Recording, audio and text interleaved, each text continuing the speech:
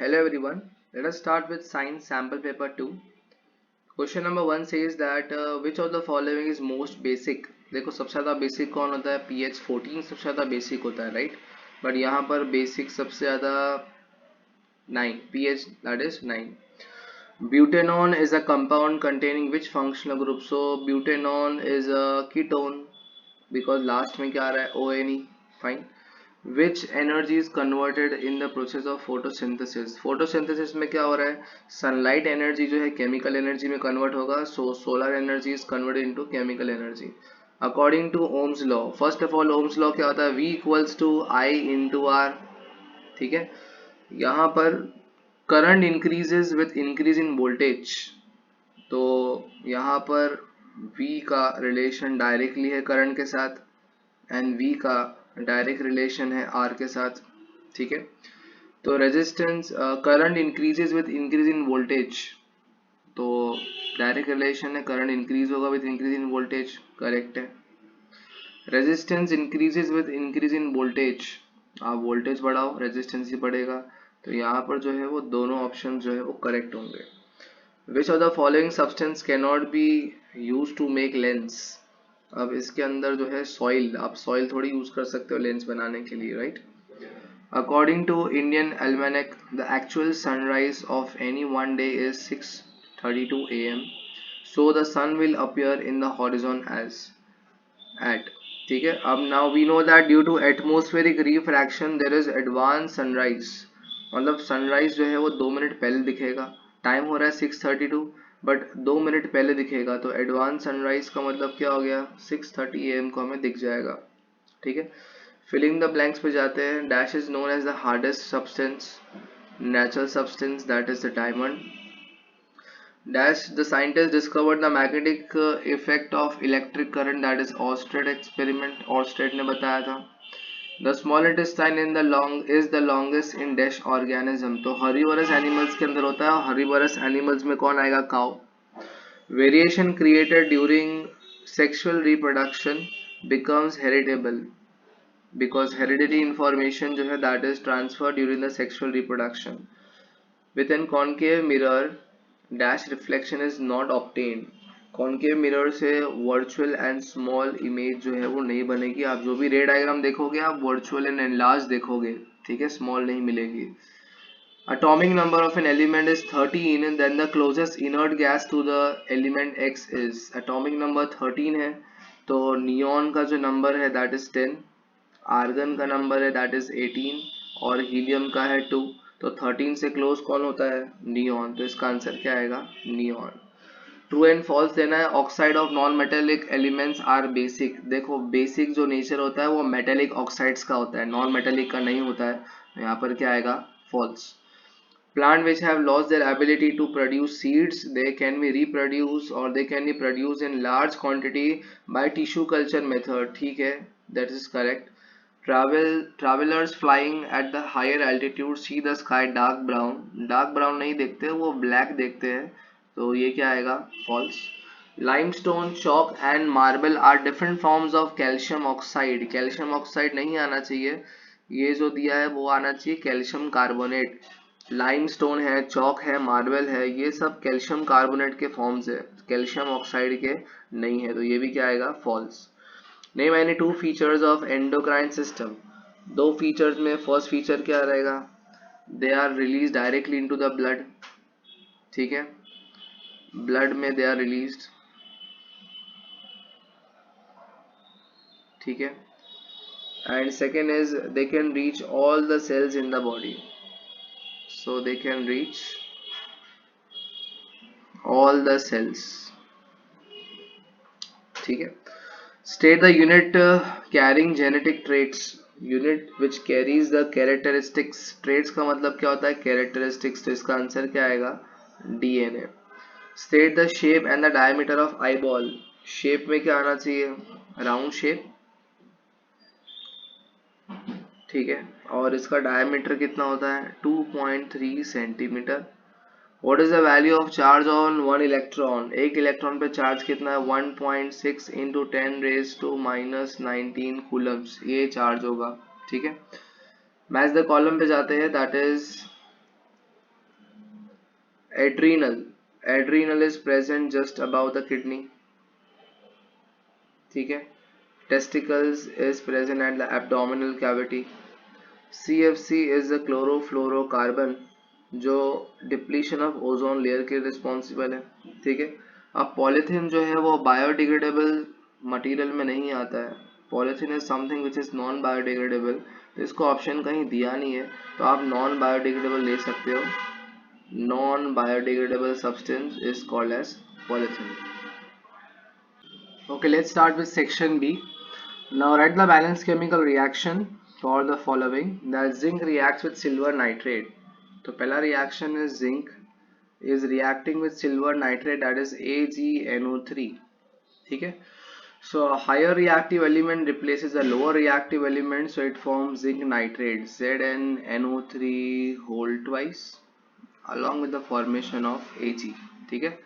Balancing करना है तो यहाँ पर खाली हमें जिंक एक है, एक जिंक है, NO3 दो है, तो यहाँ पर एक ही NO3 है, तो यहाँ मैं 2 प्लेस कर दूंगा। दो सिल्वर, तो यहाँ पर भी 2 प्लेस कर देना है। रिएक्शन जो है बैलेंस हो गया। नेक्स्ट है calcium hydroxide react with carbon dioxide. So calcium hydroxide formula is CaOH whole twice. It reacts with carbon dioxide, it forms calcium carbonate along with the formation of water, ठीक है। Balancing देखे, one calcium, ठीक है, एक carbon है, एक carbon है। Hydrogen देखो दो है, हाइड्रोजन भी दो है, ठीक है। ऑक्सीजन 2 3 4 2, यहाँ पर दो, चार ऑक्सीजन, यहाँ पर भी 3 और 4 oxygen. Equation is already balanced. Next question is name two metals which can displace hydrogen from a diluted acid and two metals which cannot. अब reactivity series of metals है, that is reactivity series of metal potassium, sodium, calcium, magnesium, aluminium, zinc, iron, tin, lead, hydrogen, copper, mercury, silver, gold, platinum, ठीक है। This is reactivity series, जिससे potassium जो है सबसे ज्यादा reactive element है, ठीक है। अब हाइड्रोजन को रिप्लेस करने, ये देखो हाइड्रोजन की पोजीशन है, तो आप कोई भी दो मेटल्स ले लो जो हाइड्रोजन को रिप्लेस कर सके। So we can take calcium, magnesium, sodium, potassium, इतने सारे मेटल्स जो है वो हाइड्रोजन को रिप्लेस कर सकते हैं, ठीक है। सो कोई भी कैल्शियम, मैग्नीशियम एग्जांपल ले लो, ठीक है। And two metals which can not, two metals which can not में ले लो कॉपर ले लो, मर्क्यूरी है, सिल्वर है, गोल्ड है, प्लेटिनम है। ये मेटल जो है हाइड्रोजन को रिप्लेस नहीं कर सकते उनके सोल्यूशन से, ठीक है। Explain the importance of haemoglobin in the respiration of humans. देखो रेस्पिरेशन में haemoglobin first of all it binds oxygen, मतलब ऑक्सीजन को साथ में बाइंड करके अपने साथ रखेगा और पूरी बॉडी में ट्रांसपोर्ट करेगा। सो हेमोग्लोबिन का मेन फंक्शन है that it binds oxygen, it carries oxygen through out the body, ठीक है। और एरोबिक रेस्पिरेशन कराएगा, बिकॉज ऑक्सीजन जब हर एक सेल्स तक पहुंच जाएगा तो एरोबिक रेस्पिरेशन मतलब ऑक्सीजन के प्रेजेंस में रेस्पिरेशन होगा, ज़्यादा से ज़्यादा एनर्जी मिलेगी, तो हेमोग्लोबिन के ये फंक्शंस रहेंगे। Next is explain the importance of DNA replication in reproduction. बहुत इंपॉर्टेंट चीज़ है, बिकॉज पेरेंट्स से इंफॉर्मेशन जो है नेक्स्ट जनरेशन में कब पहुंचेगी, जब डीएनए रेप्लिकेट होंगे, डीएनए जो है एक्सचेंज होंगे, ट्रांसफर होंगे वन जनरेशन टू अनदर। तो DNA replication ensures that the daughter cells get all the information from the parent. कब होगा ये, सेल डिवीजन के टाइम पे होगा, ठीक है। If DNA is not copied तो इंफॉर्मेशन जो है वो नेक्स्ट जनरेशन तक नहीं पहुंचेगी, ठीक है। तो डीएनए कॉपी होना बहुत ज़रूरी है, बिकॉज पेरेंट से इंफॉर्मेशन नेक्स्ट जनरेशन तक पहुंचती है। ना व्हाट आर स्पोर्स, और स्पोर फॉर्मेशन को एक्सप्लेन करना है। देखो एग्जाम्पल है rhizopus is the example, and spores are the tiny reproductive units. देखो यहाँ पर they are the tiny reproductive units which is responsible to produce new offsprings. तो spores जो है that is placed inside the outermost covering, that is spore case or sporangium. तो favourable condition के अंदर ये स्पोर केस जो है burst हो जाएगा और 100 ऑफ स्पोर जो है वो सॉइल में चले जाएंगे, ठीक है, और नया राइजोप्लस प्लांट जो है वो ग्रो हो जाएगा। तो ये जो है स्पोर फॉर्मेशन इन राइजोप्लस था। नेक्स्ट क्वेश्चन है why the normal eye cannot see the object clearly closer than 25 centimetre. बहुत क्लोज देखना है तो ऑब्वियसली बात है सेलरी मसल्स इतना जूम नहीं कर पाएंगे। The eye is not able to decrease the focal length beyond a limit as ciliary muscles is almost trained, ठीक है। So the focal length cannot be less than that and I cannot see, मतलब बहुत ज़्यादा ciliary muscles जो है, देखो ciliary muscles क्या करता है, it adjusts the focal length of eye to see near by and far by objects. अब और ज़्यादा 25 सेंटीमीटर से क्लोज अगर हो जाएगा तो इतना स्ट्रेन जो है वो सिलरी मसल्स नहीं फेस कर सकता, right. Next question is the resistance of a wire of length L and cross section A is 4 ohms, ठीक है। नया रेजिस्टेंस निकालना है जब लेंथ हाफ हो जाए और एरिया क्रॉस सेक्शन जो है वो 2A हो जाए, ठीक है। तो पहले रेजिस्टेंस जो था 4 था, तो हमारा फॉर्मूला है that is R equals to rho into L upon A। Resistance कितना दिया है, 4 दिया है, और rho into L upon A। Rho क्या होता है भाई, रो होता है रेजिस्टिविटी, ठीक है। बाद में जो है हमें नया रेजिस्टेंस निकालना है, नया रेजिस्टेंस निकालना है तो वही formula R equals to rho into L। अब देखो लेंथ क्या कर दी, हाफ कर दी, तो यहाँ पर मैं लेंथ जो है वो L/2 ले लेता हूँ, बिकॉज हाफ है तो L/2 या 1/2, ठीक है। एंड क्रॉस सेक्शन कितना, एरिया कितना दिया है इसका 2A, तो यहाँ पर एरिया जो है वो 2A दे दिया है यहाँ पर एरिया, ठीक है। So R equals to rho into L upon A, मैंने वैल्यूज प्लेस कर दी। अब मुझे नया रेजिस्टेंस फाइंड करना है तो इक्वेशन 2 डिवाइड बाई इक्वेशन 1, तो R equals to rho into L upon 4A, ठीक है। ये हमारा सेकेंड इक्वेशन लिख दिया मैंने। अपॉन फर्स्ट इक्वेशन है तो फर्स्ट इक्वेशन क्या बोल रहा है 4, और यहाँ क्या आएगा rho into L upon A। Upon A मतलब यहाँ ऊपर चला गया, जिसमें कैंसिल आउट हो जाता है rho L, area area cancel, ठीक है। तो रेजिस्टेंस इज 4 अपॉन 4, तो आंसर क्या आ जाएगा 1 ohms। तो नया रेजिस्टेंस जो होगा वो 1 ohms का आंसर होगा, right. Next is suppose that the potential difference between the two ends of electrical component is half and resistance remain same, और करंट में क्या होगा रिलेशन फाइंड करना है। वी नो दैट इनका रिलेशन क्या है, V equals to I into R. तो यहाँ लोग पूछ रहे हैं what will be the change in current, तो I इक्वल्स टू क्या हो जाएगा V अपॉन R। तो V की वैल्यू क्या बोली इन्होंने, V का वैल्यू जो है पोटेंशियल डिफरेंस कर दिया half, what will be the change in current, तो पोटेंशियल डिफरेंस जो है वो हाफ हो गया और रेजिस्टेंस जो है वो कोई चेंज नहीं है, राइट। तो करंट का वैल्यू भी क्या आ जाएगा, current also get halved. Simple straight forward answer. Question number 33 says that, कौन सा रूल दिखा रहा है यहाँ पर, देखो फ्लेमिंग का लेफ्ट हैंड रूल दिख रहा है, fine.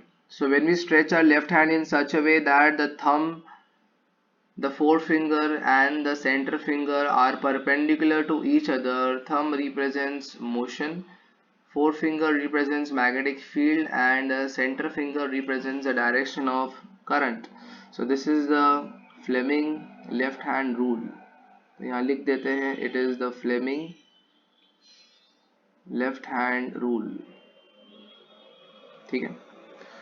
Next question is why is the reason why some substances are biodegradable and some are not। Biodegradable का मतलब वो होते हैं that they can be decomposed by microorganism। तो biodegradable मतलब they can be decomposed by microorganism,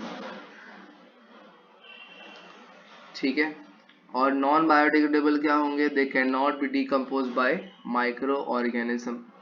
अब यहाँ question है what is biological expansion. Expansion ऐसा कुछ क्वेश्चन नहीं है, आपको है biological magnification.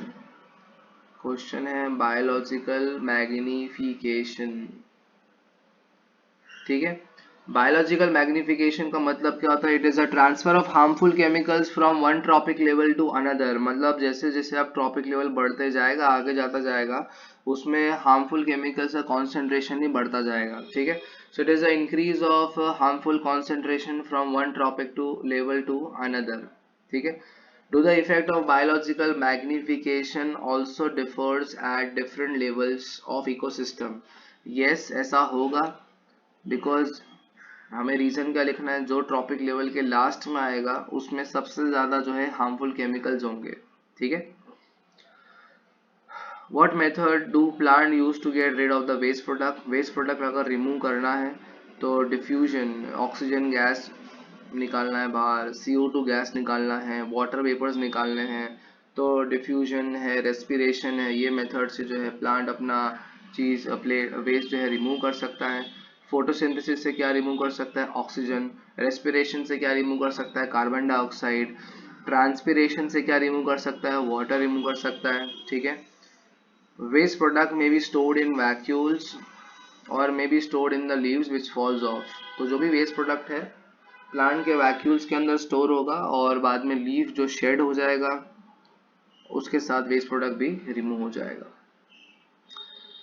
State how the intensity of magnetic field produced near the center of a coil due to the current flowing in the circular coil can be increased. सो यहाँ पर बोल रहे हैं दैट आप मैग्नेटिक फील्ड कैसे बढ़ा सकते हो. ठीक है. मैग्नेटिक फील्ड कैसे बढ़ाओगे, मैग्नेटिक फील्ड टोटली जो है वो करंट पे डिपेंड करेगा. अगर आप करंट का अमाउंट अगर बढ़ा दोगे तो मैग्नेटिक फील्ड स्ट्रेंथ भी बढ़ जाएगी.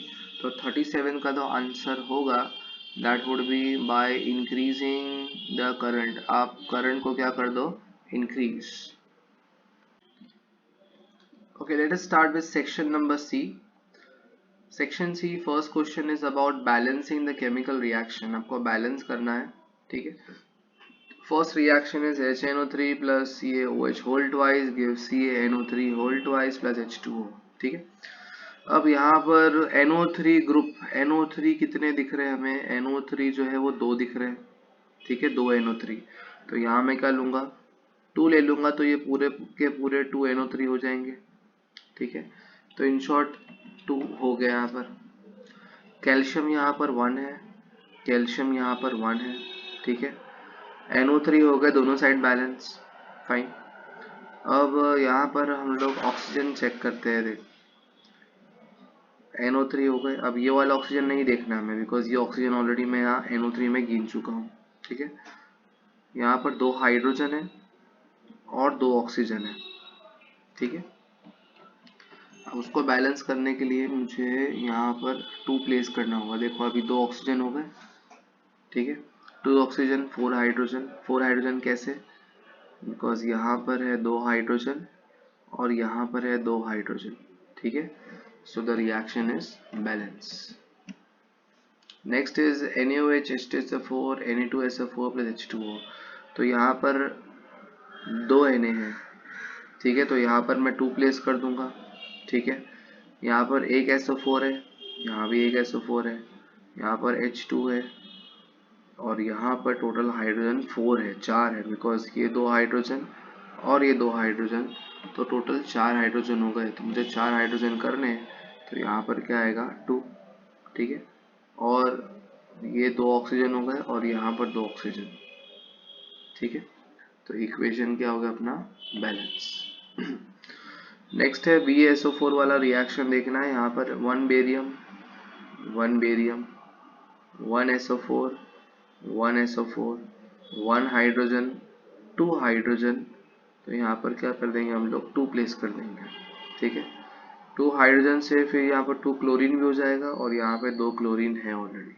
ठीक है. इक्वेशन जो है वो बैलेंस हो गया. सिंपल क्वेश्चन था. Next, describe the method by which copper can be purified and describe its process along with diagram. तो यहाँ पर प्योरिफिकेशन ऑफ कॉपर है, जो कि इलेक्ट्रोलाइटिक रिफाइनिंग करनी होगी, रिफाइनिंग ऑफ कॉपर. ठीक है. मैं समझा दूंगा, एक्सप्लेनेशन देखो यहाँ नीचे लिखा हुआ है. ठीक है. डायग्राम समझा दूंगा. So we have taken electrolytic tank लिया है, उसके अंदर कॉपर का ही सोल्यूशन चाहिए. ठीक है. या फिर वो कॉपर सल्फेट हो या कॉपर नाइट्रेट हो, बिकॉज आप कॉपर से डील कर रहे हो तो कॉपर का ही सोल्यूशन होगा. ठीक है. So two electrodes are taken. One is the thick block of impure copper is made as anode. Anode का मतलब वो इलेक्ट्रोड जो पॉजिटिव टर्मिनल से कनेक्टेड हो, पॉजिटिव टर्मिनल, ठीक है, एंड नेगेटिव टर्मिनल से जो कनेक्टेड होगा वो कैथोड होगा. So a thin strip of pure copper is taken as cathode. ठीक है, तो यहाँ पर जो है जब रिएक्शन स्टार्ट होगा तो यहाँ पर कॉपर Cu के फॉर्म में होगा. ठीक है, तो एट एनोड जो रिएक्शन होने वाला है कॉपर Cu के फॉर्म में है, और एनोड कौन से चार्ज का रॉड है, पॉजिटिव चार्ज का रॉड है. ठीक है, और एनोड पे क्या होता है, ऑक्सीडेशन. और ऑक्सीडेशन का मतलब क्या होता है, ऑक्सीडेशन मतलब लॉस ऑफ इलेक्ट्रॉन. ठीक है, तो कॉपर पे जो है वो ऑक्सीडेशन होगा, मतलब यहाँ पर ये इलेक्ट्रॉन लूज करेगा. यहाँ पे 2 इलेक्ट्रॉन लूज करने के बाद कॉपर जो है 2+ आयंस के फॉर्म में रहेगा, बिकॉज कॉपर 2+ आयंस के फॉर्म में ज़्यादा स्टेबल है. तो ये Cu2+ आयंस जो है it goes into electrolyte, goes into electrolyte. ये इलेक्ट्रोलाइट क्या है, अब यहाँ से जो भी कॉपर है वो Cu2+ बनकर सोल्यूशन में चला जाएगा. इलेक्ट्रोलाइट मतलब सोल्यूशन में चला जाएगा. ठीक है, नेक्स्ट जो इलेक्ट्रोड है वो इलेक्ट्रोड कौन सा है, कैथोड. ठीक है, कैथोड जो है वो नेगेटिव इलेक्ट्रोड है, और कैथोड पे होगा रिडक्शन. और रिडक्शन का मतलब क्या होता है, रिडक्शन मतलब वहां पर क्या होगा, गेन ऑफ इलेक्ट्रॉन. ठीक है, गेन ऑफ इलेक्ट्रॉन होने वाला है. अब ये Cu2+ है, ये प्लस होने की वजह से वो नेगेटिव रॉड पे जाएगा, और नेगेटिव रॉड पे जाके इलेक्ट्रॉन गेन करेगा. तो Cu2+, यहाँ पर 2 इलेक्ट्रॉन लूज हुए हैं ऊपर, तो यहाँ पर 2 इलेक्ट्रॉन जो है वो गेन होंगे.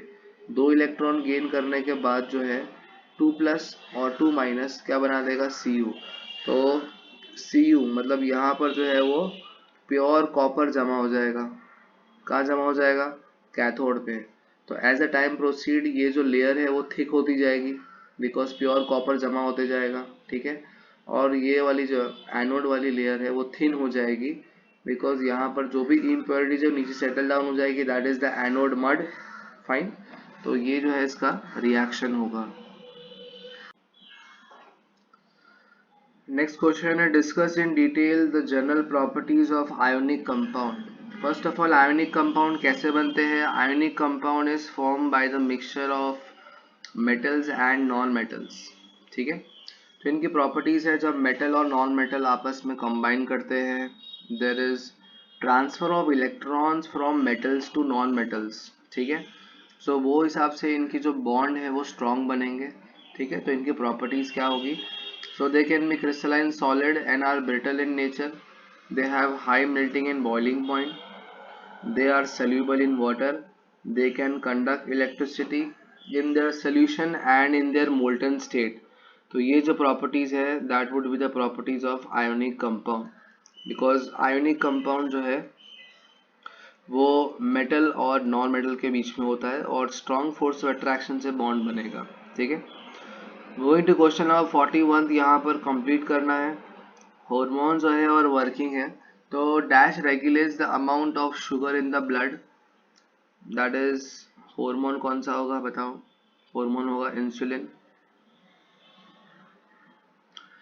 ईस्ट्रोजन के बारे में बात करें, so oestrogen is a hormone present in females and it controls what, it controls the secondary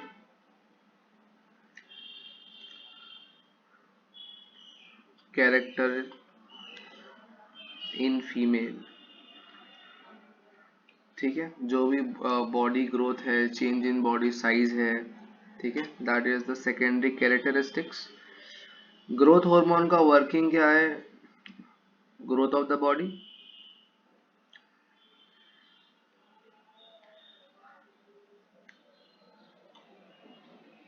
ठीक है, so 41 question is done. Moving to the next question, that is the 42 question.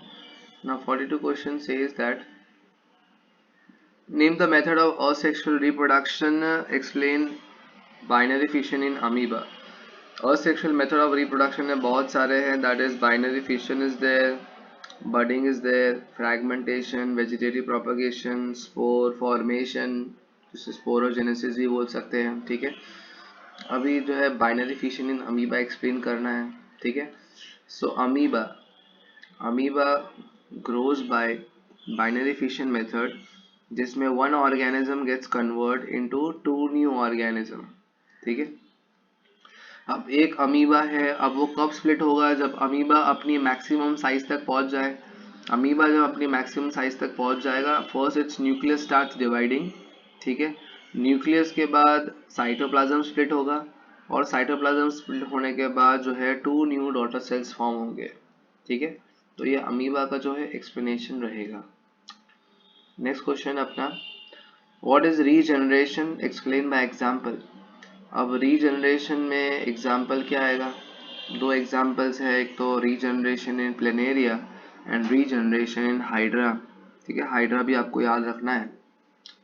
तो regeneration की definition क्या है, तो ability of an organism to grow from its cut body part या lost body part is called as regeneration. तो planaria जो है anyhow अगर पीसेस में कट हो जाता है, तो इसके इंडिविजुअल ईच पीस जो है, अब जैसे 3 पीस में कट हो गया है, फर्स्ट, सेकेंड और थर्ड, ठीक है। तो ईच पीस, ये एक पीस हो गया, तो ईच पीस जो है वो वापस से न्यू प्लेनेरिया में फॉर्म हो जाएगा, ठीक है। So when planaria get cut somehow into pieces, each pieces forms balls of cells. यहाँ पर ये बॉल्स ऑफ सेल्स बनाने लगेंगे, और उसमें ये पूरा जो रिमेनिंग पोर्शन है वो बनेगा इसका, ठीक है। It grows balls of cells in the appropriate position and forms a new planaria, ठीक है। Next is the question number 44. Question number 44 says that the magnification of the lens is plus 0.35. अब magnification अगर plus में है, positive में है, तो image जो है वो एक्सिस के ऊपर बनेगा, ठीक है। एक्सिस के ऊपर किसका इमेज बनेगा, कॉन्वेक्स लेंस का या कॉनकेव लेंस। देखो कॉनकेव लेंस में दो ही केसेस है, और दोनों वर्चुअल एंड इरेक्ट है, वही एक्सिस के ऊपर है। तो यहाँ पर लेंस कौन सा होना चाहिए, कॉनकेव, बिकॉज इमेज किस में आया, पॉजिटिव में, ठीक है। If the focal length of the lens is 15 centimeter, draw the ray diagram. अब देखो कॉनकेव लेंस में दो ही केसेस है, कौन से केसेस है, दो केस, एक तो ऑब्जेक्ट एट इंफिनिटी है, ठीक है, object at infinity, image at focus, और दूसरा एंड सेकेंड जो है that is object anywhere between optic centre and infinity, ठीक है। ये दो केसेस बनते हैं। नाउ यहाँ पर दिया है कॉनकेव लेंस तो है ही, ठीक है, और फोकल लेंथ दे दिया है हमें 15 सेंटीमीटर, और हमें रे डायग्राम बनाना है, ठीक है। सो मैग्निफिकेशन दिया है, so magnification is what v upon u, ठीक है। So magnification is given to us, तो मैग्निफिकेशन कितना है यहाँ पर 0.35, 0.35 equals to v upon u, ठीक है। अगर हम लोग v के टर्म्स में इसको रखें, तो v इक्वल्स टू कितना हो जाएगा 0.35 u, तो v का वैल्यू मिल गया हमें, ठीक है। Now we know that lens formula is 1 upon f equals to 1 upon v minus 1 upon u, ठीक है। अब फोकल लेंथ का वैल्यू कुछ दिया है हमें, यहाँ 15 दिया है, तो यहाँ क्या लूँगा 1 अपॉन 15, v का वैल्यू जस्ट अभी यहाँ फाइंड किया, that is 1 upon 0.35 u minus 1 upon u, ठीक है। यहाँ से जो है हमें u की वैल्यू मिल जाएगी, इसको आप सॉल्व करेंगे तो u will come about that is minus 27.85 centimetre, ठीक है। तो ये u की वैल्यू मिल गई। Now we have this formula, magnification formula, that m equals to v upon u। Magnification तो ऑलरेडी पता है 0.35, ठीक है। v का वैल्यू हमें फाइंड करना है, u का वैल्यू मिल गया, दैट इज माइनस 27.8, ठीक है। इसको आप क्रॉस मल्टीप्लाई करोगे, आपको v का वैल्यू मिल जाएगा, दैट इज -9.75 सेंटीमीटर। ठीक है। अब दो केसेस बनते हैं, एक कॉनकेव लेंस के अंदर जो ऑब्जेक्ट इन्फिनिटी पे है, ठीक है, ऑब्जेक्ट डिस्टेंस इन्फिनिटी पे है, और दूसरा है कि object anywhere between pole and infinity. अब यहाँ पर जो है इमेज फॉर्मेशन की वैल्यू दी है, ठीक है। तो हमारा रे डायग्राम जो बनेगा, object anywhere between optic centre and infinity वाला। तो हमने ये कॉनकेव लेंस बना दिया।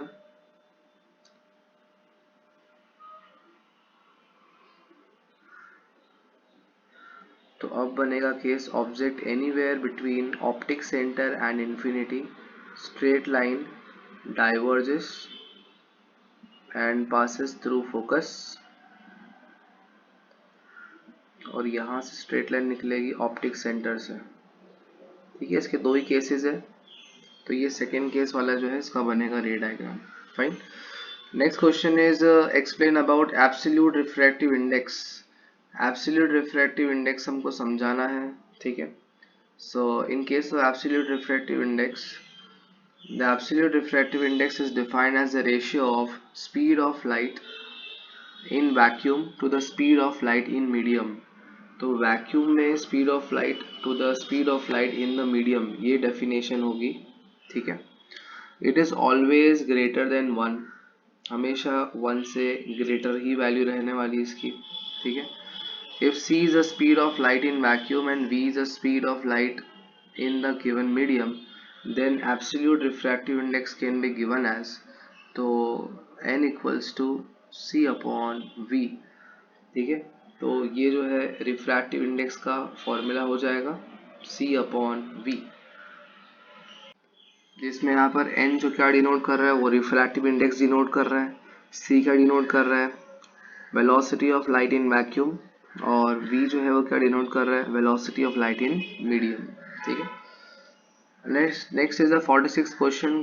Construct a simple circuit with a name designation using the component representing this noun। मतलब हमें ये सारी चीज़ें बनानी है और एक सर्किट प्रिपेयर करना है, ठीक है। So let's start with the construction part. यहाँ पर रेजिस्टेंस ले लेते हैं पहले। So this is the resistance, ठीक है। और रेजिस्टेंस के अक्रॉस जो है हम लोग क्या लगाते हैं वोल्ट मीटर, तो we place a voltmeter over here, ठीक है। एंड देन एम मीटर लगाना है, तो ammeter is use for measuring the current, यहाँ एम मीटर लगा दिया। फाइन। और क्या बच गया, बैटरी बच गई और की बच गई। यहाँ बैटरी हो गया, प्लस माइनस बैटरी लगा दी, और ये की जिसको हम लोग क्लोज स्विच ही बोलते हैं, ठीक है।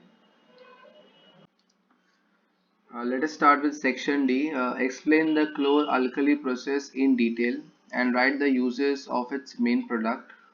State the name and uses of any two other product occurring along with the main product in the process. ठीक है। Chlor-alkali process, first of all, it deals with the production of sodium hydroxide. तो NaOH production से related है, ठीक है। Sodium hydroxide के preparation से related है क्लोर अल्कली प्रोसेस। अब उसको प्रिपेयर करने के लिए this is the setup which is there, ठीक है। डायग्राम जो है एग्जाम में बनाना नहीं है हमें, तो ये पूरा सेटअप है जिसके अंदर सोल्यूशन है जिसको हम ब्राइन सोल्यूशन बोलते हैं।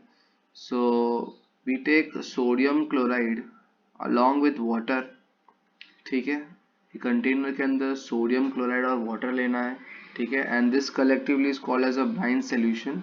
When we pass electricity to the brine solution, यहाँ पर प्रोडक्शन जो होगा वो होगा सोडियम हाइड्रोक्साइड का NaOH along with Cl2 gas and along with hydrogen gas, ठीक है। अब क्लोरीन जो है उसका नेचर नेगेटिव होता है, ठीक है। तो नेगेटिव है तो ये कौन से जगह पे कलेक्ट होगी, ये कलेक्ट होगी एनोड पे, ठीक है। तो यहाँ पर लिखा हुआ है, देखो यहाँ पर क्लोरीन जो है एनोड साइड पे कलेक्ट हो रही है और हाइड्रोजन जो है वो कैथोड पे कलेक्ट हो रहा है। तो ये आपको क्वेश्चन आ सकता है दैट क्लोर अल्कली प्रोसेस में क्लोरीन कहाँ पर ऑब्टेन होगा और हाइड्रोजन गैस कहाँ पर ऑब्टेन होगा, ठीक है। सो ये सेटअप रहेगा इसका। एंड उसके बाद उसके यूजेस पूछे हैं। Hydrogen gas is used as fuel, हमें पता है रॉकेट्स वगैरह उस समय फ्यूल की तरह आप यूज कर सकते हो, and also use in preparation of ammonia and hydrogenation of oil. Chlorine gas is use as a disinfectant, ठीक है, स्विमिंग पूल्स वगैरह में यूज कर सकते हो माइक्रो ऑर्गेनिज्म को किल करने के लिए, और साथ में जो भी वाटर के अंदर माइक्रो ऑर्गेनिज्म उसको किल करने के लिए। It is also used as in the preparation of PVC and CFC, इन सब के प्रिपरेशन के लिए भी क्लोरीन यूज होता है। Sodium hydroxide is used to degrease metal in the preparation of soaps, detergent and paper making. तो ये सब प्रोडक्शन में, सोप में, डिटर्जेंट में और पेपर बनाने के यूज में हम लोग ले सकते हैं। So this is about क्लोर alkali process. Next question is why is aqueous HCl solution conductive? HCl solution conductive का रीजन क्या है? Now HCl is a strong acid, ठीक है, स्ट्रॉन्ग एसिड है और वाटर के प्रेजेंस में it splits into which ions, it splits into H plus and Cl minus ions, ठीक है।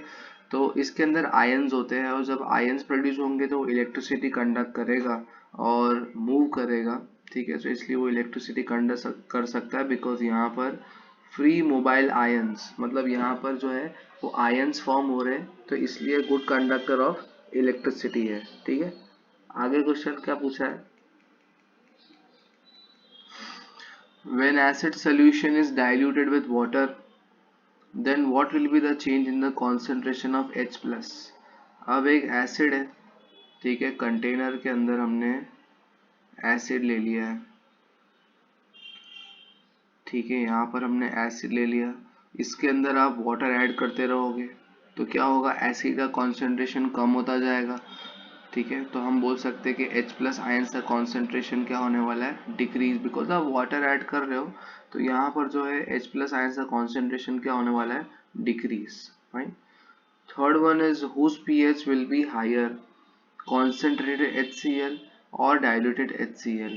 तो pH की बात करें, कॉन्सेंट्रेटेड HCl जो है pH और H प्लस का रिलेशन जो है वो इनवर्स होता है, ठीक है। तो कॉन्सेंट्रेटेड HCl में H प्लस आयन ज़्यादा होंगे, ठीक है, H प्लस आयन ज़्यादा होगा और इसका pH जो है वो क्या होगा, कम होगा, ठीक है। कंपैरेटिवली डाइल्यूटेड HCl के अंदर वाटर होगा, ठीक है, वाटर होगा, तो इसमें H प्लस आयन थोड़े कम होंगे और इसका pH भी ज़्यादा होगा। तो हमारा आंसर क्या होगा, डाइल्यूटेड HCl, बिकॉज पानी का कॉन्सेंट्रेशन आप बढ़ा दोगे, पानी का कॉन्सेंट्रेशन जब बढ़ा दोगे तो pH जो है वो बढ़ जाएगा इसका, ठीक है। Write the equation for the reaction of diluted HCl with NaHCO3. Now acid react with sodium hydrogen carbonate, ठीक है।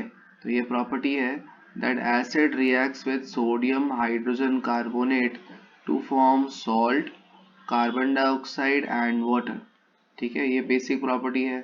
तो सॉल्ट, कार्बन डाइऑक्साइड और वाटर बनेगा और यहाँ पर सॉल्ट क्या बनने वाला है, Na जो है किसके साथ जाएगा, NaCl, ठीक है। साथ में CO2 और H2O तो कॉमन प्रोडक्ट है, वो हर बार सेम ही चीज बनने वाली है, ठीक है। तो ये रिएक्शन हो गया इनका। Next is show the electron dot diagram of propanone after explaining the covalent the formation of bond in methane, ठीक है। तो यहाँ पर इलेक्ट्रॉन डॉट स्ट्रक्चर बनाना है मीथेन के बारे में और फिर प्रोपेनॉन का भी जो है डायग्राम बनाना है, ठीक है। अब मीथेन का इलेक्ट्रॉन डॉट स्ट्रक्चर चाहिए। नाउ मीथेन, मीथेन का मतलब होता है एक अल्केन,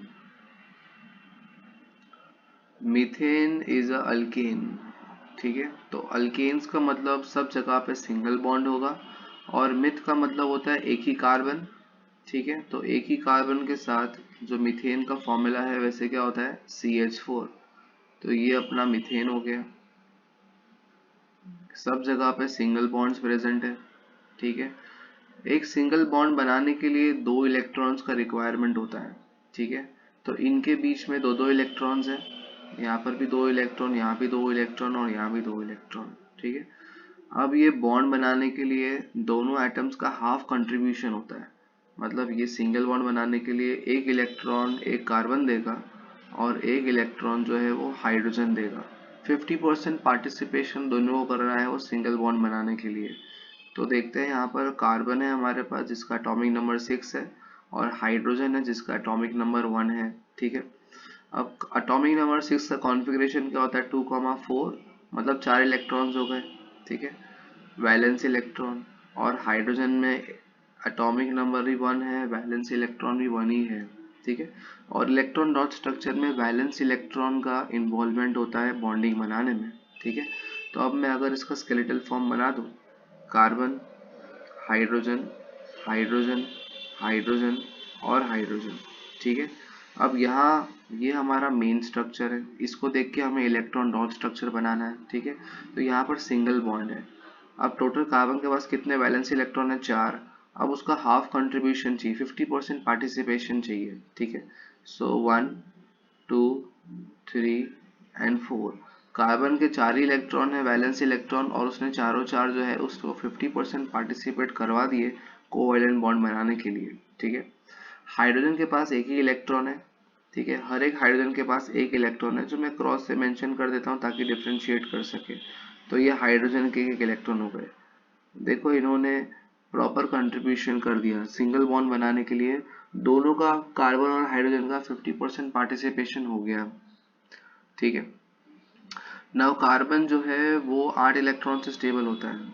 ठीक है, तो उसके खुद के 4 इलेक्ट्रॉन्स, और जो एटम जिससे भी अटैच्ड है उनसे वो इलेक्ट्रॉन जो है वो एक्सेप्ट करेगा या इलेक्ट्रॉन शेयर करेगा ताकि वो स्टेबल हो जाए।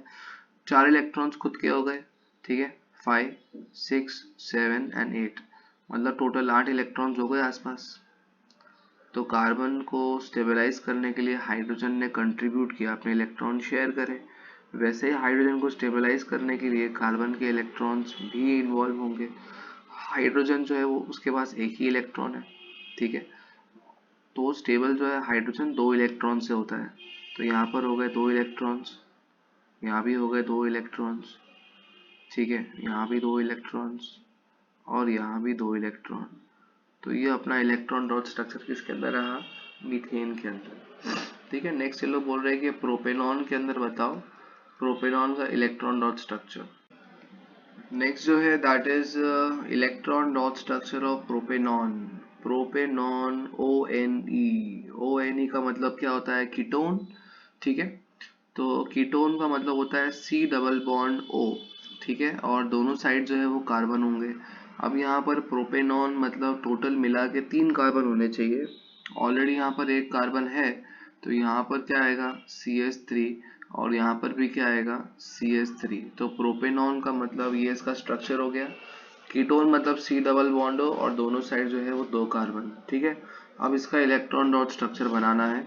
ठीक है, सो यहाँ पर कौन कौन से एलिमेंट्स है, यहाँ पर है कार्बन जिसका एटॉमिक नंबर 6 है, हाइड्रोजन जिसका एटॉमिक नंबर 1 है, और ऑक्सीजन जिसका एटॉमिक नंबर 8 है। ठीक है, कार्बन का क्या कॉन्फ़िगरेशन होगा 2,4, हाइड्रोजन का कॉन्फ़िगरेशन तो एक ही इलेक्ट्रॉन तो 1 ही होगा, और ऑक्सीजन का कॉन्फ़िगरेशन जो है 2,6। वैलेंस इलेक्ट्रॉन्स सबके लिख दिए हमने। ठीक है, अब ये स्ट्रक्चर के हिसाब से हमें बनाना है। कार्बन है, ऑक्सीजन है, कार्बन, हाइड्रोजन, हाइड्रोजन, हाइड्रोजन। ठीक है, फिर ये है यहाँ पर कार्बन है, हाइड्रोजन, हाइड्रोजन, हाइड्रोजन। ठीक है, नाउ जैसे हमने बताया था पहले भी दैट सिंगल बॉन्ड बनाने के लिए 2 इलेक्ट्रॉन्स चाहिए, उसमें 50-50% कंट्रीब्यूशन होना चाहिए दोनों का जो भी एटम्स के बीच में है। डबल बॉन्ड बनाने के लिए 1 2 3 4 4 इलेक्ट्रॉन्स की रिक्वायरमेंट है, और दोनों का कंट्रीब्यूशन जो है हाफ होना चाहिए। ठीक है, तो यहाँ पर 2 टाइप के बॉन्ड है, एक सिंगल भी है और डबल भी है, तो हाफ कंट्रीब्यूशन होगा दोनों एटम्स के बीच में। ठीक है, सेंटर वाले कार्बन की बात करते हैं तो कार्बन के वैलेंस इलेक्ट्रॉन तो 4 ही होते हैं। ठीक है, स्ट्रक्चर के हिसाब से कंट्रीब्यूशन करें, यहाँ सिंगल बॉन्ड है तो यहाँ एक इलेक्ट्रॉन 1। ठीक है, यहाँ भी सिंगल बॉन्ड है लेफ्ट साइड तो एक इलेक्ट्रॉन 1 2। यहाँ डबल बॉन्ड है 1 2 3 एंड 4। ठीक है, कार्बन ने स्ट्रक्चर के हिसाब से अपना 50% कंट्रीब्यूशन कर दिया। ठीक है, यहाँ पर CH3, ये कार्बन के पास भी अपने 4 इलेक्ट्रॉन्स है। ठीक है, अब इसके साथ वो सिंगल बॉन्ड बना रहे हैं, 1 1 2 3 एंड 4। ये वाले कार्बन ने अपना 50% कॉन्ट्रीब्यूशन कर दिया सबके साथ इलेक्ट्रॉन शेयर करके एक एक, ठीक है। इवन ये वाला कार्बन भी सबके साथ सिंगल बॉन्ड बना रहा है। सो 1 2 3 एंड 4। हाइड्रोजन के इलेक्ट्रॉन्स कितने हैं, 1, हाइड्रोजन इलेक्ट्रॉन्स 1, हाइड्रोजन इलेक्ट्रॉन्स 1, ठीक है। यहाँ पर भी हाइड्रोजन के electron 1, hydrogen electron 1, hydrogen electron 1, ठीक है। तो अब जो स्ट्रक्चर बनने वाला है बाद में थोड़ा मेस हो जाएगा, फिर भी आप देख लेना, ठीक है। सो जो एटम जिससे कनेक्टेड है, जो एटम जिससे बॉन्डेड है, उनसे इलेक्ट्रॉन लेना कंपलसरी, ठीक है। अब ये ऑक्सीजन जो है, ये ऑक्सीजन सिर्फ ये कार्बन से कनेक्टेड है, तो ये कार्बन से ही इलेक्ट्रॉन लेगा वो, ठीक है। ऑक्सीजन के खुद के इलेक्ट्रॉन्स, बिकॉज ऑक्सीजन कॉन्ट्रीब्यूशन हमने लिखा नहीं अभी तक। ऑक्सीजन के टोटल बैलेंस इलेक्ट्रॉन होते हैं 6, तो यहाँ पर लिख देंगे 1 2 3 4 5 6, ठीक है। खुद के 6 इलेक्ट्रॉन, और ऑक्सीजन और कार्बन को स्टेबल होने के लिए 8 इलेक्ट्रॉन्स चाहिए, और हाइड्रोजन को स्टेबल होने के लिए 2 इलेक्ट्रॉन्स चाहिए। तो ऑक्सीजन खुद के 6 इलेक्ट्रॉन, और ये कार्बन से कनेक्टेड है तो कार्बन से इलेक्ट्रॉन शेयर करेगा, ठीक है। सो 1 2 3 4 5 6 और 7 8, ऑक्सीजन के टोटल 8 इलेक्ट्रॉन्स हो गए, है ना। बिकॉज ऑक्सीजन जो है वो ये कार्बन से कनेक्टेड था, तो उसी से इलेक्ट्रॉन लेके वो शेयर करेगा और स्टेबल होगा, ठीक है। अब ये सेंटर वाले कार्बन की बात करें तो it is connected to this carbon, right side carbon, left side carbon and oxygen. मतलब ये कार्बन, ये तीनों एटम से कनेक्टेड है, तो ये तीनों एटम से जो है वो इलेक्ट्रॉन लेगा, ठीक है। कार्बन में खुद के 4 इलेक्ट्रॉन्स पहले से है, ठीक है। ये ऑक्सीजन के 2 इलेक्ट्रॉन्स जो उसको आगे पड़ रहे हैं वही लेने हैं, सब नहीं लेने हैं, ठीक है। तो 1 2 3 4 5 6, यहाँ से एक इलेक्ट्रॉन 7, और यहाँ से इलेक्ट्रॉन 8, तो टोटल जो सेंटर वाला कार्बन है उसके पास भी 8 इलेक्ट्रॉन्स आ जाएंगे। जो एटम जिससे कनेक्टेड है उनसे इलेक्ट्रॉन लेना कंपलसरी, ठीक है। अब ये कार्बन 3 हाइड्रोजन से कनेक्टेड है, और ये वाले कार्बन से, ठीक है। तो कार्बन खुद के आसपास 4 इलेक्ट्रॉन्स हो गए, 5 6 7 एंड 8, यहाँ पर भी 8 इलेक्ट्रॉन्स हो गए। मतलब सबको हमें इंडिविजुअली स्टेबल करना है, इंडिविजुअली स्टेबिलिटी बतानी है। वैसे यहाँ पर भी ये कार्बन के आसपास जो है वो 8 इलेक्ट्रॉन्स हो जाएंगे, ठीक है। तो कार्बन स्टेबल हो गए, ऑक्सीजन स्टेबल हो गए, लास्ट में क्या बचे, हाइड्रोजन। हाइड्रोजन में खुद के 1 इलेक्ट्रॉन होते हैं, और कार्बन से वो शेयर करके हमें इलेक्ट्रॉन्स कितने हो जाएंगे, 2। सब जगह पे हाइड्रोजन में डायग्राम बना नहीं रहा आगे, बिकॉज सब जगह पर हाइड्रोजन का भी आपको सर्कल बनाना है। तो ये हाइड्रोजन, ये हाइड्रोजन, ठीक है, दिस इज फॉर हाइड्रोजन, यहाँ पर भी हाइड्रोजन, और यहाँ पर भी हाइड्रोजन। तो ये हो गया अपना electron dot structure for propanone, ठीक है। नेक्स्ट इज आपको कंप्लीट करना है, ठीक है। ये डायग्राम इंपॉर्टेंट है, which shows a breakdown of glucose in presence, absence and lack of oxygen. So glucose को ब्रेक डाउन करना है साइटोप्लाज्म के अंदर, तो एक कंपाउंड बनेगा X, जिसके बारे में इंफॉर्मेशन दी है that it is a 3 carbon molecule. So ये 3 कार्बन मॉलिक्यूल जो है दैट इज पायरुवेट कॉम्प्लेक्स, ठीक है। इट इज पायरुवेट, ये X जो है वो पायरुवेट है। अब एब्सेंस ऑफ ऑक्सीजन के अंदर जो है वो कंपोनेंट्स बनेंगे Y Z एंड एनर्जी। तो यहाँ पर जो Y एंड Z है that is ethanol, Y is ethanol, ठीक है, and Z is carbon dioxide CO2 along with energy, ठीक है। लैक ऑफ ऑक्सीजन के अंदर जो है A बनेगा, that would be lactic acid, and lactic acid is responsible for producing cramps in muscles in humans, ठीक है। प्रेजेंस ऑफ ऑक्सीजन के अंदर क्या बनेगा, it will produce carbon dioxide, तो आप Z ले लो कार्बन डाइऑक्साइड, और W ले लो वाटर अलॉन्ग विथ एनर्जी। तो एग्जाम में पूरा कन्वर्जन 3 मार्क्स का भी आ सकता है, या इनकम्प्लीट में भी पूछ सकते हैं, ठीक है। Next is explain the process of opening and closing of stomata या फिर opening and closing of pores. तो जो स्टोमाटा जो है ओपन हो रहा है क्लोज हो रहा है उसका रीजन बताना है हमें, ठीक है। सिंपल सी बात है that the opening and closing of stomata are control by specialised cell called as guard cell. तो गार्ड सेल के हेल्प से जो है वो opening and closing of stomata control होती है, ठीक है। इट डिपेंड्स ऑन प्रेशर, कितना प्रेशर है वो हिसाब से ओपन और क्लोज होगा, ठीक है। Stomatal pores open when guard cell enlarge as a result of water absorption and close when guard cell shrinks। तो ये guard cell जो है या स्टोमाटा जो है वो ओपन कब होगा और क्लोज कब होगा, ये टोटली जो है वो गार्ड सेल के ऊपर डिपेंड करेगा, ठीक है। सिंपल सी बात है कि जब कार्बन डाइऑक्साइड का रिक्वायरमेंट होगा, प्लांट्स को कार्बन डाइऑक्साइड का रिक्वायरमेंट होगा, तो स्टोमाटा जो है वो ओपन हो जाएगा, ठीक है। स्टोमाटा ओपन होने से CO2 जो है प्लांट्स में एंटर हो जाएगा, फाइन, बिकॉज गार्ड सेल्स के अंदर पानी भर जाता है। जैसे ही और CO2 की रिक्वायरमेंट नहीं है तो गार्ड सेल्स के अंदर जो वाटर भरा हुआ था तो वाटर जो है वो लूज हो जाएगा। वो पानी लूज होने से गार्ड सेल्स क्या हो जाएंगे, श्रिंक हो जाएंगे। तो opening and closing of stomata जो है it depends on the CO2 requirement. CO2 चाहिए तो गार्ड सेल्स के अंदर पानी भर जाएगा, और CO2 अगर नहीं चाहिए तो गार्ड सेल जो है पानी लूज कर देगा और जो है गार्ड सेल्स या फिर स्टोमाटा जो है वो क्लोज हो जाएंगे, ठीक है। Next is the question 52। What is presbyopia, explain it's prevention. Presbyopia जो है that is during the old age. Old age होता है जिसमें generally the person has lost the ability to see nearby as well as far by objects। दोनों चीज का disorder होता है, ठीक है। और यहाँ पर लिखा है कि it's a ageing process. when light enters your eye it passes through the your cornea then it passes through your pupil। तो ये प्रेस बायोपिया है जो ओल्ड एज से होगा, जिसमें दोनों चीज जो है वो का डिफेक्ट होगा, near by and far by object दोनों नहीं दिखेंगे, और ये जो है हम बाई फोकल लेंस से सही कर सकते हैं। बाई फोकल लेंस यूज करना है बिकॉज दोनों लेंस चाहिए, कॉनकेव एंड कॉन्वेक्स। अब ये पूछ रहे कि ऐसा होता क्यों है, इसका रीजन बताओ। तो मेनली जनरली बहुत सारा विजुअल वर्क होता है, रीडिंग वाला वर्क होगा लैपटॉप के सामने, मोबाइल में, ठीक है। तो ये वजह से जो है वो ये रीजंस हो जाते हैं, ठीक है। तो उससे हमें थोड़ा दूर रहना चाहिए। Next is 53rd question. Explain an experiment showing the force exerted on a current carrying conductor placed in a magnetic field। अब ये टोटली फ्लेमिंग के लेफ्ट हैंड रूल पर डिपेंड करता है, ठीक है। ये जो एक्टिविटी आएगी तो फ्लेमिंग के लेफ्ट हैंड रूल पर डिपेंड करेगी। यहाँ पर देखो हमने हॉर्सशू मैग्नेट ले लिया है, ठीक है।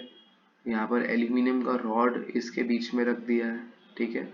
करंट का डायरेक्शन देखो, करंट का डायरेक्शन फ्लो हो रहा है ऐसे, ठीक है।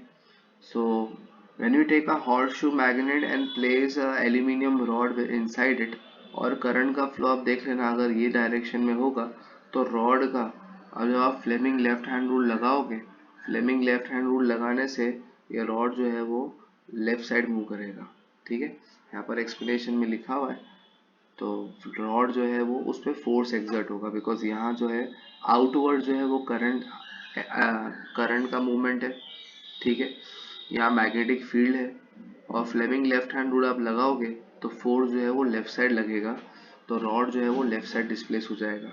जैसे ही आप करंट डायरेक्शन चेंज कर दोगे, करंट डायरेक्शन चेंज कर दिया तो फोर्स जो है वो राइट साइड एक्ट करेगा, ठीक है। तो करंट डायरेक्शन जो है वो इम्पॉर्टेंट रहेगा। Next is what are decomposers, what is the role of decomposers in the ecosystem. तो डीकम्पोजर्स क्या होते हैं, नेचुरली जो भी ऑर्गेनिक वेस्ट है उनको डिकम्पोज करने का काम करते हैं, ठीक है। और हमारा एनवायरनमेंट जो है क्लीन करते हैं, ठीक है। तो decomposer in ecosystem acts as a environmental cleaner by decaying dead plants and animals. तो डेड प्लांट्स एंड एनिमल्स को डिकम्पोज करने का काम किसका होगा, डिकम्पोजर्स का। जितने भी न्यूट्रिएंट्स है वो वापस से रिसाइकल करना, ठीक है। तो मेन यही काम है दैट जो भी डेड ऑर्गेनिज्म है उनको वापस से सॉइल में रिप्लेनिश कर देना ताकि सॉइल वापस से जो है न्यूट्रिएंट से भर जाए।